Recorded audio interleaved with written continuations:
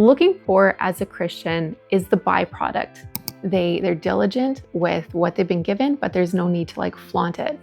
And then on the flip side of that, you have a lot of Christians that it's almost like keeping up with the Joneses, but like Christian style. and it's kind of that same switch where you realize oh, right, nobody has to know my life in God.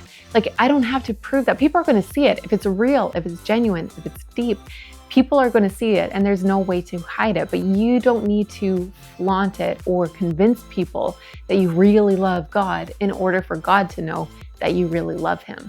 We are here, and I'm going to talk about why Christians should look poor. So if you type in the phrase "look poor" into the YouTube search bar, you are going to see a whole bunch of results with just a thumbnail with a person and the words "look poor." And I am here to add my 2 bits to that whole conversation, but specifically from a Christian angle, because I think there's a lot of things that are really important to say on the subject. And the first thing that I want to say before I dive into my storytelling is that looking poor, if the goal itself is to look poor, where basically, instead of looking rich, now you're going to go and buy the $100 pants that make you look poor, that is not the goal. Looking poor as a Christian is the byproduct of our life, our goals, our everything that we are, the way that we think, the way that we plan our life, the things that we value is all centered around Jesus. And looking poor is just a byproduct of that, because our treasure is in heaven. Our everything that we live for is not of this age. We're not going after the things of this age. And so to others, that is going to make us look poor. But for some of you, it is going to, God is going to give you just, how do I say it? He's going to give you wealth in some way because you have been faithful with what He has given you. So He's going to give you wealth, whatever that looks like, that you are going to need to be able to manage. And so you might go through seasons of your life where you don't feel like you're looking poor, and that can kind of sometimes make us feel like we're being really bad Christians. But the goal is to be wise stewards for the good of God and for the good of others. And so there's this kind of this tension that we have to learn to live with as Christians, when our value or our values and the thing that drives us is the glory of God.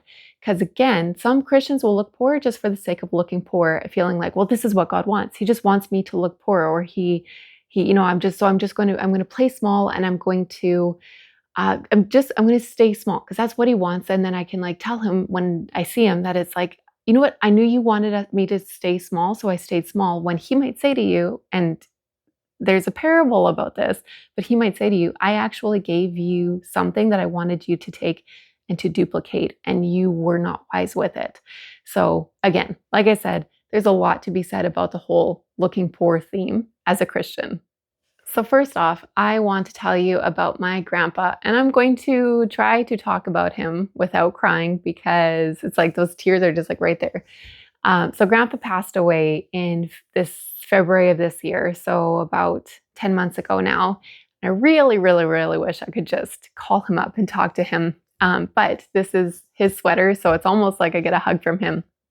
But I want to talk to you about grandpa, because he is the number one person who when I think of generosity, I think of grandpa. The weird thing for me is that I can't tell you why. I don't know why, but from a very young age, I knew that I felt inspired to be generous because of grandpa. And there's little moments where I'm well, maybe that's why, or because they would give us a gift, and it would be they would give us money to spend for ourselves, and then they would give us a little bit more to give away to somewhere else, just to teach us how to give. So I don't know if it was that made me think that way, or if it was something else, but there was something about him that inspired generosity inside of me, and to think about, how do I want to live as a Christian, as a follower of Jesus in the world that I live in. And And so since Grandpa's passed, there's been, like I would hear things. So okay, I'm just gonna backtrack. As a kid, I would hear, or I knew I was just influenced by him in some way, and I can't pinpoint exactly what it is.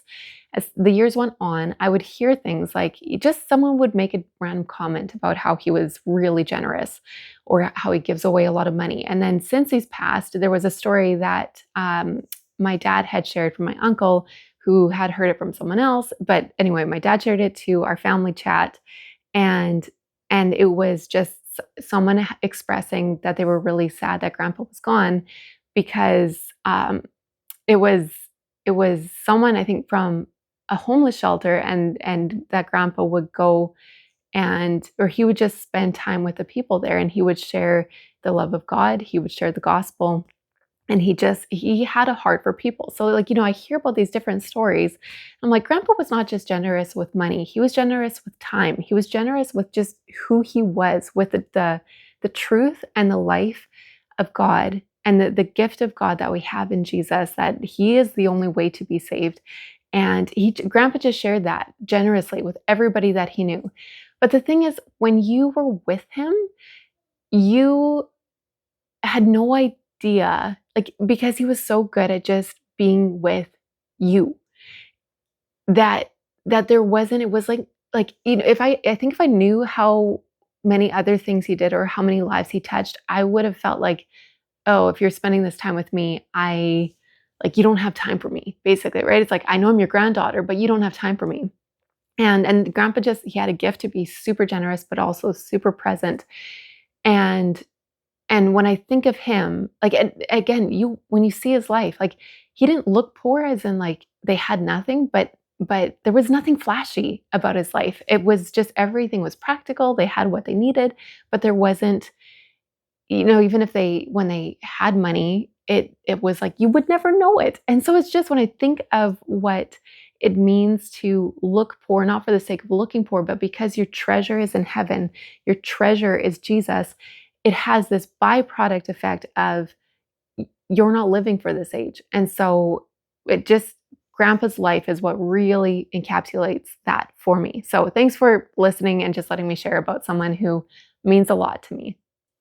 Okay, so now on the flip side of all that, you've got the Christians who are quietly confident, where they are rich in God, and they know who they are to him, and that there's no need to flaunt that kind of wealth, right? Whether it's they have like money in the bank or it's the wealth that they have in God. They're diligent with what they've been given, but there's no need to like flaunt it. And then on the flip side of that, you have a lot of Christians that it's almost like keeping up with the Joneses, but like Christian style, where it might be, they go to all the prayer meetings, or they pray in a certain way that makes you kind of like it, just where they're like telling you, whether it's in conversation or the way that they pray, or somehow it's like they're just kind of trying to communicate to everybody that I really love God, and I'm like, I've been through this experience, and I had that loss, and I learned to trust God this way. And I just kind of like, they've gone through all these different things to the point where you're like, wow, I feel like I have no story in God. And like, I'm just uncomfortable with this. And I would say that I've been more in that boat than in the boat of being quietly confident, and just being faithful before God with what he's given me. I'm learning to be more like that. But when I look back at my past, and I'm just like, oh, that's just cringy. But it's in the world, when people are going after wealth, or they're trying to appear to be wealthier than they are, they'll like buy the fancy car that they can't afford, or they're always buying whatever clothes are in. And they're sort of like, they carry themselves in a way that they're just trying to present themselves as better than everybody else. And that totally happens in the Christian world, where we'll buy, or not buy, but we'll talk, or we'll volunteer for everything, or we'll pray certain ways, or it's like we're just trying to always show that we're more humble, and it comes from a very deep insecurity. So I want to be super gracious with that. And if you know someone who totally is like that kind of person, please just pray for them and ask God to just keep on leading them, because it is typically a deep insecurity that drives us to that. And so, yeah, it's like that's on the other side, where in the Christian world, it's like that's like the whole wealth building thing, right? Where you're kind of constantly trying to do enough or be busy enough or prove yourself enough. And this can show up in a myriad of ways, right? It might not show up in the church setting, but it might show up at home where you're constantly busy and you don't know how to sit down and just be present with your kids, because you're like you picked up this belief that a good Christian is a busy Christian, and so you're busy all the time, even if it's useless stuff. You're just being busy all the time. So the last thing that I want to say with that is, when I was thinking about this, it reminded me of, as a kid. I'll see if I can find a picture of this, but as a kid, I had my sister and I, but like I'll talk about my side of the room. My side of the room was so jam-packed and cluttered with horse stuff. I wanted all the horse knickknacks I could come across. And I was basically trying to prove to anybody who would see my room that I loved horses. I like needed people to know, because we didn't have horses. And so it was like I was compensating for, I would, get to be around horses a couple times a year. And so I was like, okay, well, I need people to know that I really love horses. I need myself to know that I really love horses. And so I just filled up my room with that. And one day, I don't remember when or what triggered it, but one day I was just like, I just realized I don't need to have any horse things or horse decor to prove the fact that I like horses. I can just like horses without all this stuff. And it's kind of that same switch where you realize, like, oh, right, nobody has to know my life in God. Like, I don't have to prove that. People are going to see it. If it's real, if it's genuine, if it's deep, people are going to see it, and there's no way to hide it. But you don't need to flaunt it or convince people that you really love God in order for God to know that you really love him. And this is where it's we go from trying to look rich to just looking poor is really beneficial to, because it just frees us to, it's like, right, I don't have to flaunt anything, right? And which, as Christians, we should know that it just sometimes takes some of us a very long time to get there. All right, so the last thing, or second last thing, that I want to say on this is that now that I've talked about looking poor, I also want to talk about that God is going to give some of you wealth that is outside of your comfort zone as you are being faithful to what he has called you to do. And as you're like, you might have something that you know that you're called to, and you are like, I need to do this. Like, it's like, I can't ignore it. I can't let it go. I know that this is what God has called me to do. And if you are, just a side note, if you do have something that, and you know that God, like, you're called to this, you can download my Kingdom Calling Clarity Map. I'm going to help you figure out where you want to be and the next step that you need to take this week in order to get there. You can find that in the description below. Okay, but what I wanted to say was that as you are following him, there sometimes, as we're sorting our life out and we're getting rid of the chaos and we're adding in the things that we like want to be doing, sometimes those small changes come with a lot of discomfort. Like, whether it is having more money than you need, even though your heart is to give it away, having more money than you need can be incredibly uncomfortable and make us want to freak out and run away. Having more time than you need, having space in your life, or especially if you grew up where everybody was busy and everyone's value came from being busy and saying yes to everything or volunteering for everything, creating space in your life can be incredibly uncomfortable. But in order for you to whether it's you're taking care of your family and you're just creating more time and space for you to actually be a family and to sit together and laugh together, creating that kind of time can be really uncomfortable and really scary. You might be making different choices that gives you more energy than anybody that you know. That can feel uncomfortable. I mean, even if it's not more than anybody that you know, it's like, it just sometimes having more energy, then it's a change and a shift in identity. And so when God is, as we're following him, there's a lot of practical benefits. Like, we don't follow him. I'm just going to say, Jesus, when you believe in him and you hope in him and he has saved you, he doesn't owe you anything. And yet there's also this other side of when you follow God's ways and you follow the Bible, there's a lot of benefits that come along with that, just simply by following his ways, where there's a lot of peace. There's a lot, like, it's just like, there's a lot of good that happens. And that can lead us into places where sometimes we have either more money, more time, more energy, more resources of some kind. You have more brain space. You start to see life differently. You pick up different skills along the way, or you go and you get training for certain skills because you're like, hey, I'm seeing this problem. I'm going to go get training over here so that I can actually do something about that problem. That is all such a good God thing. But walking in that direction can make us feel super uncomfortable because it's a shift in identity for yourself, but it's also that you're leaving sometimes the Christian cultures that we can create where we used to feel really comfortable, or other people just, it's like we all know how to play that game. And when you start to leave that game, it can be very uncomfortable. And sometimes those shifts don't look poor. And this is where it's really tricky, because there are going to be some shifts for some of you that it's like, oh, this doesn't fit into my idea of being poor, which is why I was saying that at the beginning, that the goal itself is not to look poor, right? We're not making choices in order to, like, we're not saying, okay, well, what would people perceive as looking poor? So I'm going to make this choice so that I look poor. I think a lot of us do that without realizing it, because we think like, well, God values looking poor or poverty of spirit. So like, what does that look like? And we kind of just stumble into certain ways of like behaving or looking, or where we might struggle all the time. You don't have to struggle, but you keep on struggling because you're like, well, a good Christian struggles, I guess. Or it's weird what goes on behind the scenes when we're talking about like things that weird things that we believe about God that we don't realize that we believe. But why was I saying that?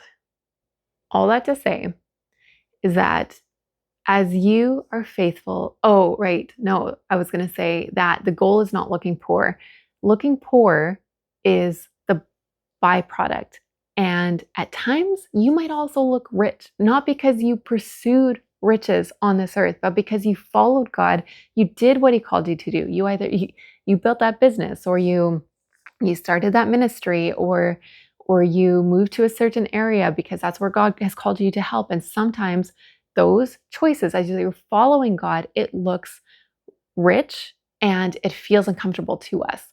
And so all of that to say is just that don't pursue poor or looking poor for the sake of looking poor. And don't pursue riches for the sake of looking rich. Be rich towards God. As Grandpa was in the last few months, it wasn't like we live several hours away, but so it was really good that we could share phone calls. So grateful for phones and for FaceTime. But every time I would talk to him, he would talk about the hope that we have in Jesus and the amazing shepherd that Jesus is. And he, like, everything about his life, you could just tell that his treasure is in heaven. His treasure is Jesus. And that, when we're talking about looking poor, again, it is a byproduct of your treasure is Jesus. Your values, your choices, everything is how can I live for you? And that will take you through poverty. It'll take you through riches. The goal is not to look poor. It is not to look rich. It's just let all of that be the byproduct of going after God with all of your heart, all your soul, and all your strength. All right. That is all that I have for you. Let me know if this was helpful in the comments below. What has this brought up for you? How has it helped you? Also, hit that like button and subscribe. And lastly, remember to read your Bible, get lost in the story of God, and play your part. And I will talk to you soon.